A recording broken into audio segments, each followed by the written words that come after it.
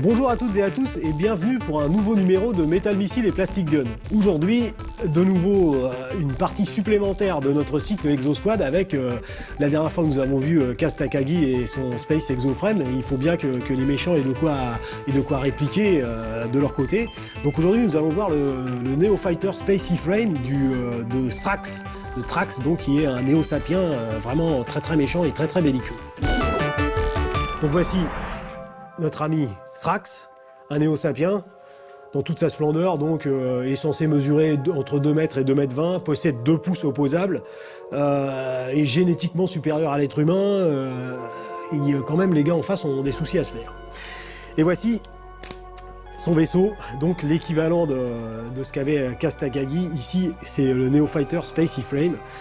Donc comme je l'évoquais à l'émission précédente, ces deux véhicules sont très intéressants à mon sens parce qu'ils présentent des caractéristiques insectoïdes d'insectes volants. Et celui-ci, même si ce n'est pas évident au premier abord, a les caractéristiques d'un moustique. Alors bon, un excellent wingspan, c'est-à-dire une largeur d'aile, hein, comme vous pouvez le constater, il y a quand même de quoi faire. Alors, commençons les nombreuses features. Bien sûr, Exosquad is powered by PowerCell. Donc vous avez ici la PowerCell amovible que vous pouvez enlever pour simuler une quelconque panne ou un quelconque changement de manière à apporter une nouvelle source d'énergie. Voilà. Alors, vous l'avez entendu tout à l'heure, les cliquets qui nous assurent une cohésion inégalée du jouet. Et bien sûr, vous vous doutez que ces deux appendices que je suis en train de manipuler sont des missiles, bien sûr. Donc vous pouvez tirer, voilà, à l'encontre de votre adversaire. Tant pis pour lui, il n'avait qu'à pas vous contrarier un jour ou en milieu ou en fin de journée où ça s'est mal passé au boulot. Bon bah, il se prend un missile dans la tronche et puis c'est tout. Donc voilà, vous avez les 2 premiers missiles. Au cas où, au cours du combat, bien sûr, la chasse le veut ainsi, et souvent le chasseur devient le chassé. Ici, tout est prévu, car au miracle, s'élèvent 2 lance-missiles qui ont l'extrême avantage de pouvoir tirer sur l'adversaire sans se retourner. Et là aussi vous pouvez entendre que l'adversaire, il en récolte quand même dans sa tronche.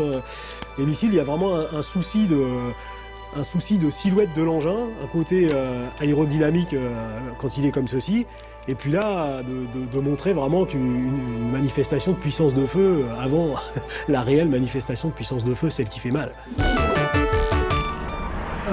Un autre aspect très intéressant qui est aussi caractéristique d'Exosquad, c'est ce à quoi j'avais fait référence la fois précédente, à savoir l'Active Battle Damage.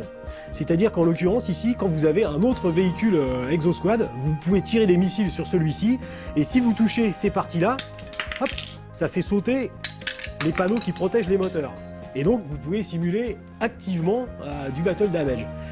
Ce qui prononce encore plus sa ressemblance avec un moustique, c'est la possibilité d'atterrissage. Donc ici, bien sûr, vous avez des configurations d'ailes.